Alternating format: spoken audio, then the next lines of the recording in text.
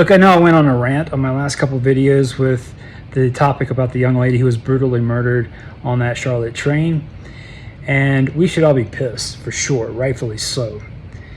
But what I'm about to show you should piss you off even more. And this is just a tiny little inside look as to how fucked the justice system is that allows for these criminals to roam the streets the way they fucking do. No one in their right mind should be having to look over their shoulders every single day just to go from point A to point B on something like a train. You shouldn't have to do that, but our justice system is so fucked that it keeps criminals on the street. Check this out.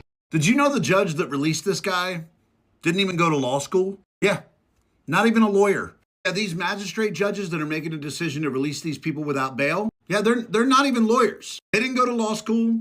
They didn't pass the bar. They just got appointed to be judges. No training required. Oh yeah, and that's the case in states like North Carolina, South Carolina, West Virginia, Virginia, Texas, Arizona. They don't even have to be lawyers, but they can be judges. They don't have to go to law school.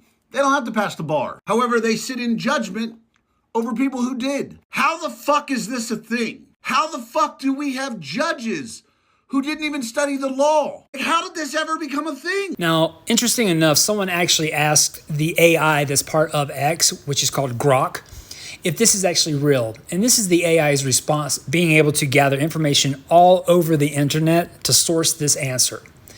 Yes, it's real. In the US, 32 states allow some low-level judges, including magistrates, to serve without a law degree. For instance, in North Carolina, over 80% of magistrates lack requirements by state and court levels. Even crazier still is that someone asked, since when is this even possible? And the AI responded with, this practice dates back to colonial America, drawing from English traditions of lay justice of the peace. In the U.S., many states have permitted non-lawyer judges in lower courts since the 1700s or 1800s, evolving from needs in rural areas. It's still allowed in 32 states today for certain roles. In which then someone did reply, this world is not turning into doom. It always was, and we keep forgetting that. Spot on. And as if CNN couldn't go any lower with their standards, they basically came out today siding with the murderer who stabbed Iryna Zarutska in the throat. They just downplayed the entire attack, and they more or less shamed anyone who was posting anything on X as racist. When you are mentally ill, you have a hard time knowing that you are mentally ill. But also, I mean, people like Charlie Kirk, they've been looking for opportunities to make this some sort of like reciprocal George Floyd situation. And that's the part that I think he's almost giving away the game. And it's sad to see a lot of people going along with it. You know, let me just say a couple of things. One is, I mean, what happened to that young woman was horrible.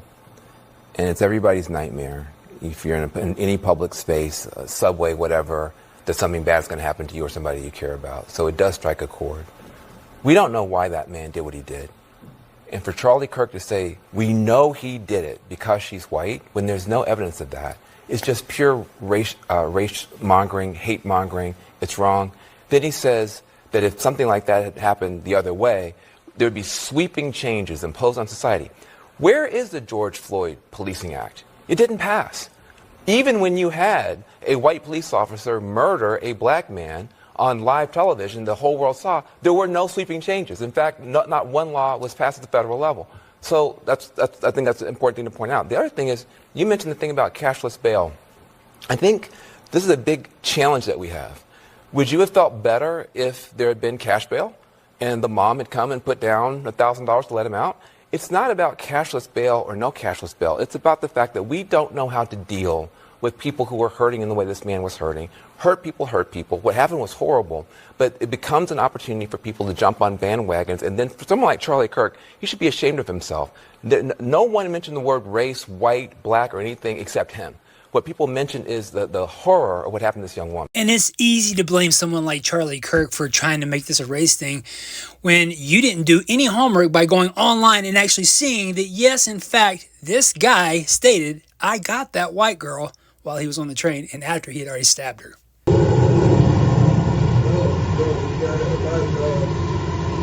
got that light, bro. Come on, bro. Now you're leaving done, bro. There you go. And now, interesting enough, something new just came out as of today. Basically, a 3 strikes law for judges has been proposed by Mike Ben Cyber in the wake of all this situation that just took place with that particular murder. And now it states that if a judge releases a criminal with 3 violent convictions, that judge becomes civilly liable to families of that criminal's next victim for violent crimes committed within 5 years. Yes! This is what I'm talking about. So yeah, I'm pissed. We all should be. But we should actually start working on abolishing whatever bullshit, archaic type of judicial system we have going on right now and start revamping it to something that's actually more modern. What do you think?